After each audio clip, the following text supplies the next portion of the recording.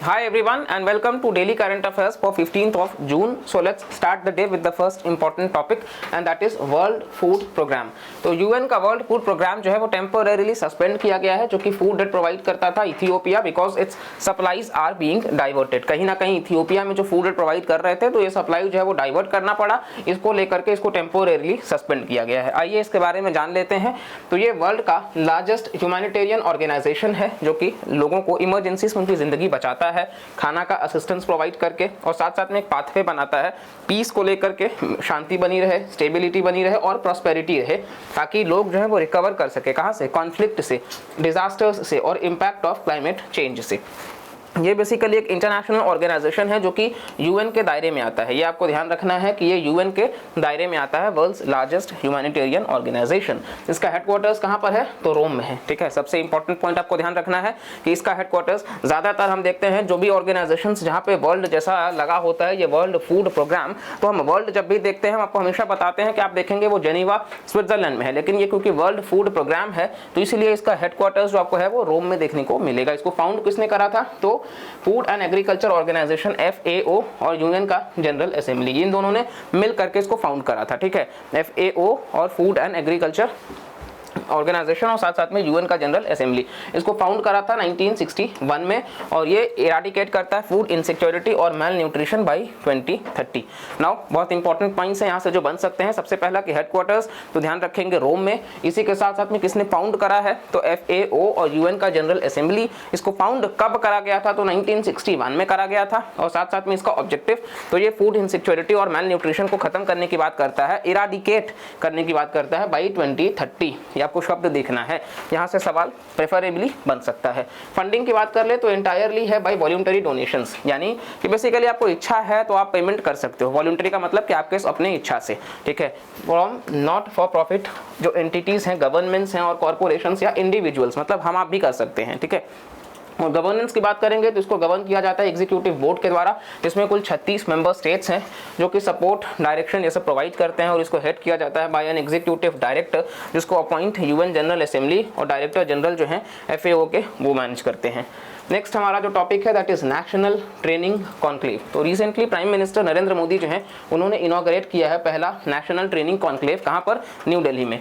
तो इसके बारे में देख लेते हैं। ये कॉन्क्लेव जो है वो एफर्ट है जो कई सारे सिविल सर्विस ट्रेनिंग इंस्टीट्यूशंस जो हैं उनको एक साथ लाता है ताकि ये कॉमन सेटिंग कर सके, इस ऑब्जेक्टिव से कि ये हेल्प करेगा आइडेंटिफाई करने में स्ट्रैटेजीज, ताकि जो इकोसिस्टम है बिल्ड करने का और इंप्रूव करने का। ये स्ट्रेंथन करेगा training infrastructure for civil servants जो कि पूरे भारत में है। नेक्स्ट आप देखोगे तो ये फॉस्टर करेगा कोलैबोरेशन वगैरह, ताकि देश के जो भी सिविल सर्वेंट्स हैं उनको एक अच्छा इंफ्रास्ट्रक्चर मिल सके।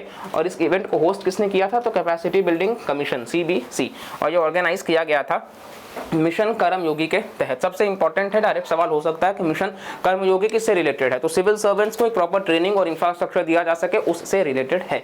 इसी के साथ साथ में मिशन कर्मयोगी को लॉन्च किया गया था फ्यूचर रेडी सिविल सर्विस के लिए, ताकि उनके पास एक अच्छा एटीट्यूड हो, स्किल्स हो और नॉलेज हो। देखिए, एक सिविल सर्वेंट सिर्फ नॉलेज के बेसिस पे नहीं होना चाहिए, आपके पास एक एटीट्यूड भी होना चाहिए कि अगर प्रॉब्लम बड़ा से बड़ा भी हो तो आप उसका सोल्यूशन निकाल सके, और इसकी वजह से कहीं ना कहीं आप करोड़ों लोगों का बेहतर कर पाइएगा। और साथ साथ में स्किल्स भी होना, क्योंकि सबसे बड़ी बात तो ये है कि आप मान लीजिए कि आपके पास में स्किल नहीं है, सिर्फ नॉलेज है, तो भी प्रॉब्लम है, क्योंकि सॉल्यूशन कई बार नॉलेज के बेसिस पे टैकल नहीं होगा, आपको शांत दिमाग से भी सोचना होगा। तो इस वजह से जो भी विद्यार्थी हैं जो फ्यूचर में अपने आप को एस्पायर कर रहे हैं IAS IPS से लिए, उनको एक बात तो ध्यान रखना है कि ये वो एग्जाम नहीं है जहां पे आप सिर्फ किसी और के मोटिवेशन से एग्जाम को क्लियर कर लोगे। यहाँ आपको इस बात का ध्यान रखना है कि आपके अंदर वो आग होनी चाहिए कि आपको वो मतलब कहीं ना कहीं देश के लिए वो सेवा करना है, कि जिसको आप मतलब कहीं बड़े पैमाने पे दिखा सको कि यस आपने एजुकेशन में ये रिफॉर्म लाया, आपने हेल्थ सेक्टर में ये रिफॉर्म लाया, आपने विमेन एम्पावरमेंट में, उनके नारी सशक्तिकरण, उनकी सुरक्षा में ये प्रभाव डाला।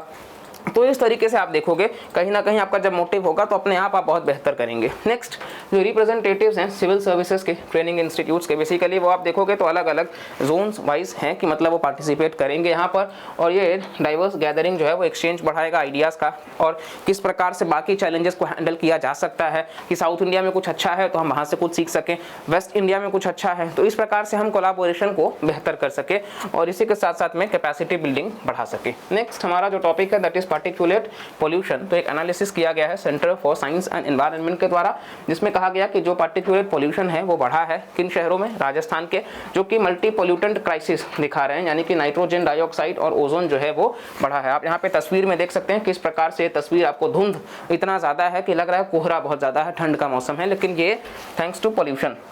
नेक्स्ट आप देखोगे तो पार्टिकुलेट पोल्यूशन जो है वो सस्पेंशन है माइक्रोस्कोपिक सॉलिड्स का और लिक्विड्स का, जो कि पार्टिकल से जुड़ा हुआ है, पार्टिकुलेट मैटर जो कि प्रेजेंट है in the form of droplets atmosphere में, और पार्टिकुलेट मैटर जो है वो माइक्रोस्कोपिक सॉलिड या लिक्विड स्टेट पार्टिकल्स है जो फ्लोट करता है हमारे एयर में, ठीक है, और इसको एटमॉस्फेरिक एरोसोल पार्टिकल्स भी बोलते हैं, एटमॉस्फेरिक पार्टिकुलेट मैटर, और इससे बना है PM10 से, जो डायमीटर्स, PM10 का मतलब क्या है कि लेस देन 10 माइक्रोमीटर्स का उनका डायमीटर है, और ये इनहेलेबल है, हम इनहेल कर सकते हैं। PM2.5 लेस देन 2.5 माइक्रोमीटर्स का डायमीटर, और ये काफ़ी फ्रीक्वेंटली इनहेल किया जा सकता है, ये तो और छोटा है, ये तो हम फटाक से इनहेल कर लेंगे, तो इसका डायमीटर के बेसिस पे इसका नामकरण किया गया है।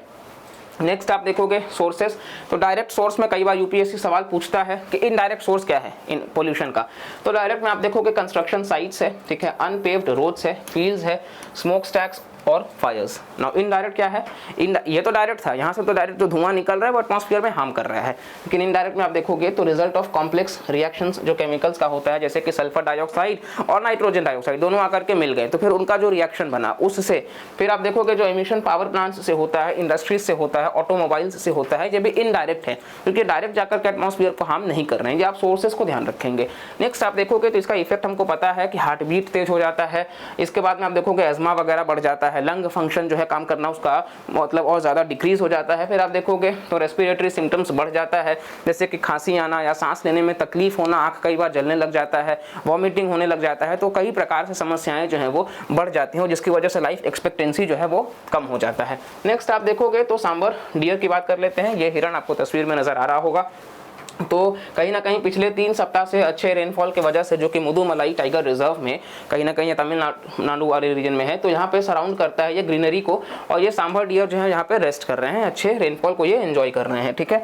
तो इसके बारे में हम देख लेते हैं कि ये एक लार्ज डियर का प्रजाति है, साथ साथ में आप कलर इतना इंपॉर्टेंट नहीं है, ये नेटिव है इंडियन सबकॉन्टिनेंट को और साउथ ईस्ट एशिया को, ठीक है। अब यूपीएससी ऐसा ही सवाल पूछता है कि नेटिव है to the only Indian continent, तो ये गलत हो जाएगा, इंडियन सबकॉन्टिनेंट तो है ही, साथ में साउथ ईस्ट एशिया भी है, यानी कि जो आप आसियान नेशंस देखेंगे उधर भी आपको देखने को मिल जाएंगे।